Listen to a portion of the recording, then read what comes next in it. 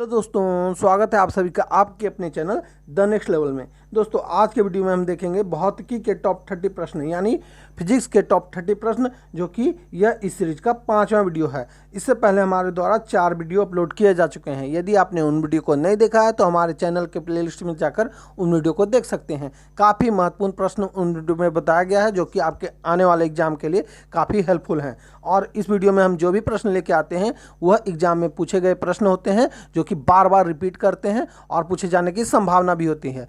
तो आप इस वीडियो को शुरू से अंत तक जरूर देखें और अपने दोस्तों में जितना हो सके इस वीडियो को शेयर करें। अब मैं इस वीडियो को शुरू करता हूं। आज का पहला प्रश्न है क्वेश्चन नंबर 1। फ्लेमिंग के दाएं हाथ के नियम का प्रयोग किसकी दिशा का पता लगाने के लिए किया जाता है? तो यहाँ फ्लेमिंग के दाएं हाथ का नियम के बारे में बोला गया है। यह किसकी दिशा पता लगाने के लिए किया जाता है? तो यह प्रेरित धारा की दिशा लगाने के लिए किया जाता है, यानी ऑप्शन नंबर ए इस प्रश्न का सही उत्तर हो जाएगा। अब चलते हैं अगले प्रश्न की ओर। अगला प्रश्न है क्वेश्चन नंबर 2। लक्स किसकी इकाई है? यहाँ लक्स किसकी इकाई है यह पूछा गया है। तो लक्स जो है यह प्रदीप्ति की इकाई है, यानी कि ऑप्शन नंबर डी इस प्रश्न का सही उत्तर हो जाएगा। अब चलते हैं अगले प्रश्न की ओर। अगला प्रश्न है क्वेश्चन नंबर 3। विद्युत शक्ति की इकाई क्या है? यहाँ विद्युत शक्ति की इकाई के बारे में बोला जा रहा है। ये क्या है? तो विद्युत शक्ति की इकाई जो है वह वाट होती है, यानी ऑप्शन नंबर बी इस प्रश्न का सही उत्तर हो जाएगा। अब चलते हैं अगले प्रश्न की ओर। अगला प्रश्न है क्वेश्चन नंबर 4। सोनोग्राफी, यहाँ सोनोग्राफी लिखा गया है। सोनोग्राफी में मुख्यतः प्रयुक्त तरंगे हैं। कौन सी तरंगे का प्रयुक्त किया जाता है ये आपको बताना है। तो सोनोग्राफी में प्रासरव तरंगे प्रयुक्त की जाती है, यानी कि ऑप्शन नंबर डी इस प्रश्न का सही उत्तर हो जाएगा। अब चलते हैं अगले प्रश्न की ओर। अगला प्रश्न है क्वेश्चन नंबर 5। कुछ पदार्थों का अति निम्न तापमान पर विद्युत प्रतिरोध पूर्णतः समाप्त हो जाता है।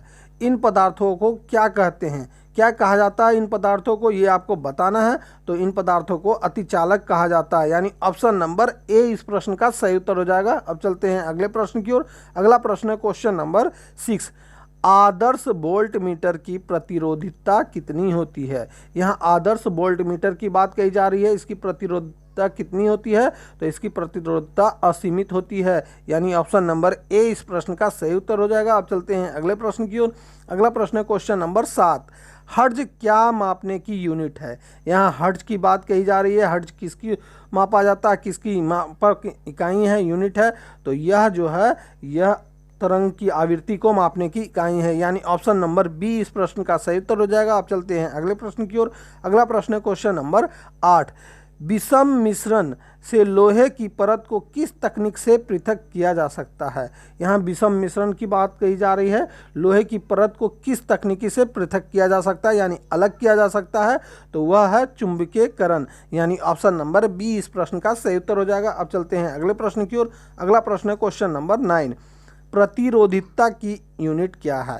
यहाँ प्रतिरोधिता की यूनिट के बारे में बोला जा रहा है। इसकी यूनिट क्या है? तो इसकी यूनिट जो है वह होती है वोल्ट प्रति एम्पियर, यानी ऑप्शन नंबर बी इस प्रश्न का सही उत्तर हो जाएगा। अब चलते हैं अगले प्रश्न की ओर। अगला प्रश्न है क्वेश्चन नंबर 10। इस्पात के गोले में पदार्थ की मात्रा उसका क्या होती है? तो इस्पात के गोले में पदार्थ की मात्रा जो होती है वह होती है द्रव्यमान, यानी ऑप्शन नंबर बी इस प्रश्न का सही उत्तर हो जाएगा। अब चलते हैं अगले प्रश्न की ओर। अगला प्रश्न है क्वेश्चन नंबर 11। चुंबकीय प्रवाह की एसआई यूनिट क्या है? यहाँ चुंबकीय प्रवाह की एसआई यूनिट की बात कही जा रही है। तो वह क्या है? तो इसकी जो एसआई यूनिट होती है वह वेबर होती है, यानी ऑप्शन नंबर ए इस प्रश्न का सही उत्तर हो जाएगा। दोस्तों इसी तरह का सीरीज हमारा केमिस्ट्री और बायोलॉजी का भी चल रहा है, जो कि काफ़ी महत्वपूर्ण है। उन वीडियो को भी ज़रूर से ज़रूर देखें, ताकि आप अपने एग्जाम में काफ़ी अच्छे नंबर से पास हो सकें और साइंस में आपको एक भी प्रश्न ना छूटे। तो आप इन वीडियो को ज़रूर देखें और अपने दोस्तों में भी इस वीडियो को शेयर जरूर करें। यदि हो तो आप प्लेलिस्ट को विजिट कर जाएं। इन सारे वीडियो का संग्रह मैंने एक ही साथ कर दिया है प्लेलिस्ट में, तो उस प्लेलिस्ट को विजिट करके आप उन सारे वीडियो को देख सकते हैं। अब चलते हैं अगले प्रश्न की ओर। अगला प्रश्न है क्वेश्चन नंबर 12। हाइड्रोफोन उपकरण किस में हुए परिवर्तन को दर्शाता है? तो यहाँ हाइड्रोफोन उपकरण की बात कही जा रही है। यह किस में हुए परिवर्तन को दर्शाता है? तो यह दर्शाता है पानी के अंदर ध्वनि के परिवर्तन को, यानी ऑप्शन नंबर ए इस प्रश्न का सही उत्तर हो जाएगा। अब चलते हैं अगले प्रश्न की ओर। अगला प्रश्न है क्वेश्चन नंबर 13।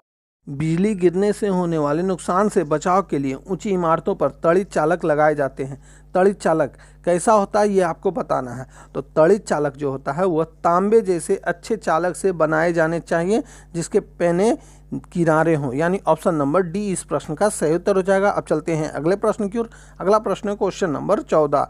धातु कमरे के तापमान में डैश हो सकती है, कैसी हो सकती है ये आपको बताना है। तो धातु जो होता है कमरे के तापमान में ठोस या तरल अवस्था में हो सकता है, यानी ऑप्शन नंबर सी इस प्रश्न का सही उत्तर हो जाएगा। अब चलते हैं अगले प्रश्न की ओर। अगला प्रश्न है क्वेश्चन नंबर 15। शुद्ध जल विद्युत का कुचालक है क्योंकि यह क्या होता है ये आपको बताना है। तो यह जो होता है स्वल्प आयनित होता है, यानी ऑप्शन नंबर ए इस प्रश्न का सही उत्तर हो जाएगा। अब चलते हैं अगले प्रश्न की ओर। अगला प्रश्न क्वेश्चन नंबर 16। कार रेडिएटर में पानी का प्रयोग निम्नलिखित में से उसके किस कारण से किया जाता है। तो कार रेडिएटर में पानी का प्रयोग किस कारण से किया जाता है। तो यह इसलिए किया जाता है क्योंकि उच्च विशिष्ट ऊष्मा क्षमता के कारण यह किया जाता है, यानी ऑप्शन नंबर सी इस प्रश्न का सही उत्तर हो जाएगा। अब चलते हैं अगले प्रश्न की ओर। अगला प्रश्न क्वेश्चन नंबर 17।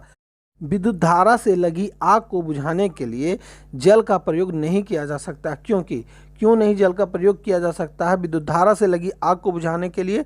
इसलिए नहीं किया जा सकता क्योंकि उससे इलेक्ट्रोक्यूशन हो सकता है, यानी ऑप्शन नंबर ए इस प्रश्न का सही उत्तर हो जाएगा। अब चलते हैं अगले प्रश्न की ओर। अगला प्रश्न क्वेश्चन नंबर 18। गैल्वेनोमीटर के द्वारा पता लगाते हैं, क्या पता लगाते हैं गैल्वेनोमीटर के द्वारा। तो यह पता लगाया जाता है धारा का, यानी ऑप्शन नंबर सी इस प्रश्न का सही उत्तर हो जाएगा। अब चलते हैं अगले प्रश्न की ओर। अगला प्रश्न क्वेश्चन नंबर 19। निम्नलिखित में से वह धातु कौन सी है जिसका प्रयोग विद्युत चुंबक के रूप में नहीं किया जा सकता है। किस धातु का प्रयोग विद्युत चुंबक के रूप में नहीं किया जा सकता निम्न में से। तो वह है कोबाल्ट, यानी ऑप्शन नंबर डी इस प्रश्न का सही उत्तर होता है। अब चलते हैं अगले प्रश्न की ओर। अगला प्रश्न है क्वेश्चन नंबर 20।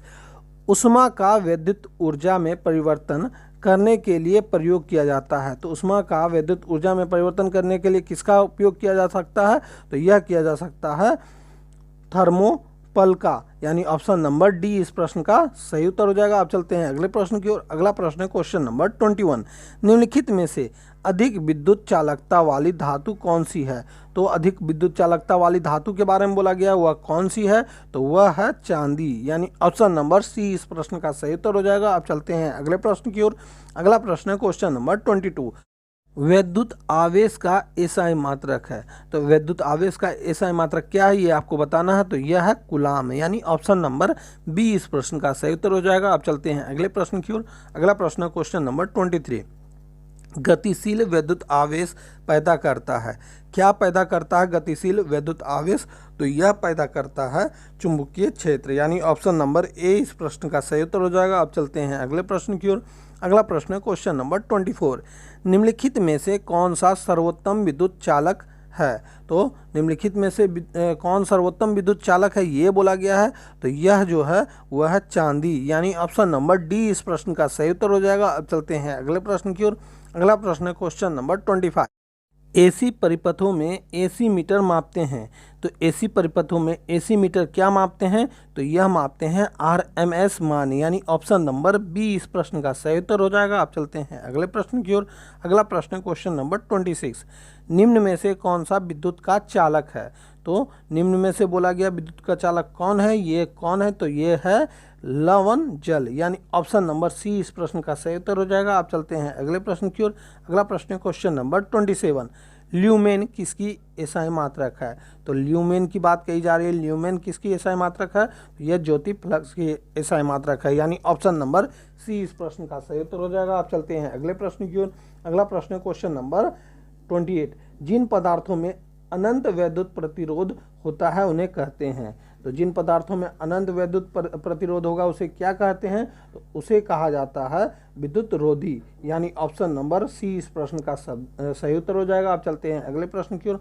अगला प्रश्न क्वेश्चन नंबर 29। निम्नलिखित में से ऊष्मा का अच्छा चालक लेकिन विद्युत का खराब चालक कौन सा है। तो ऊष्मा का अच्छा चालक और विद्युत का खराब चालक कौन सा है। तो यह है अभ्रक, यानी ऑप्शन नंबर ए इस प्रश्न का सही उत्तर हो जाएगा। आप चलते हैं अगले प्रश्न की ओर। अगला प्रश्न है क्वेश्चन नंबर 30 और इस वीडियो का आखिरी प्रश्न है। वे पदार्थ जो चुंबक से कम प्रतिकर्षित होते हैं क्या कहलाते हैं। तो जो चुंबक से कम प्रतिकर्षित होते हैं वे कहलाते हैं प्रतिचुंबकीय पदार्थ, यानी ऑप्शन नंबर डी इस प्रश्न का सही उत्तर हो जाएगा।